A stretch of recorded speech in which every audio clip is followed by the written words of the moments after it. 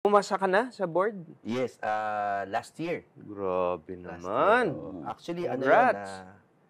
talagang by God's good grace na natapos ko dahil habang nasa gobyerno ako noon, sabi ko, I might as well, hindi na rin ako makakanta kasi Ano bang sa gobyerno noon, ano bang ang designation? I was a director in PAGCOR. But Ayun. prior to being director, Di mo ako kinukuha mag-show? mahal daw. O hindi naman. Hindi. Asa? Prior to being director, I was actually in a plantilla position, which means vice president ako, which means 8 to 5 yun. So talagang demetro na yung buhay ko, hindi tulad natin. Office talaga siya. So, pagkatapos nun, sabi ko, may oras pa sa gabi, iaral ko na lang.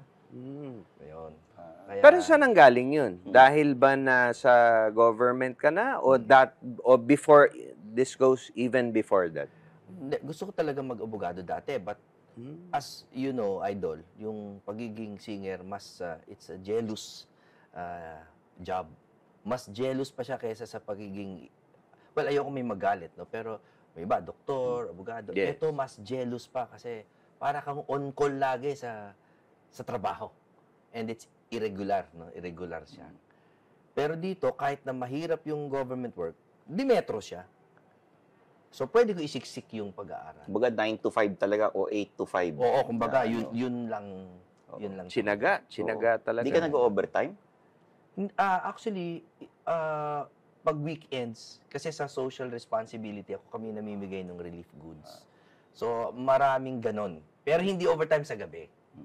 Sa weekends, yung pupunta kami sa mga nasalanta.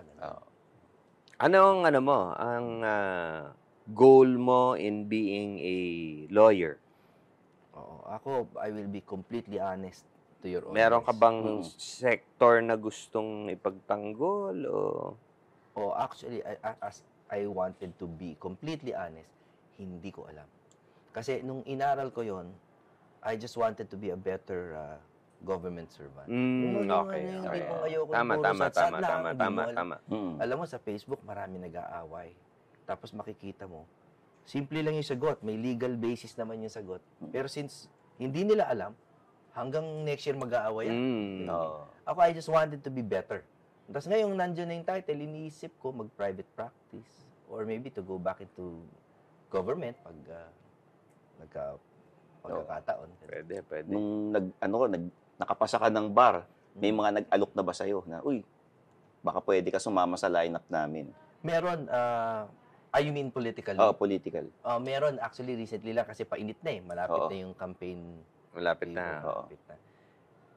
Pinagdadasal ko talaga. Talagang honestly, yun ang iniluluhod ko yan sa simbahan kasi it's a masyadong malaking step eh. Tsaka nag-enjoy ako sa pagkanta ulit, tapos iniisip ko, talaga, isusuko ko ba ulit to? Kasi kababalik-balik ko lang, naaalala na ako ulit ng mga producer. Kayo nga, gines nyo ako eh. Yeah, oo naman. Hindi, kasi bago nun, wala na naman kasi tumatawag sa akin dahil alam na nila na matatanggihan sila dahil nasa office ako. Hindi naman makakalimutan yung ganyang talent. Oo. Never makakalimutan. Galing kay Jano Gibbs.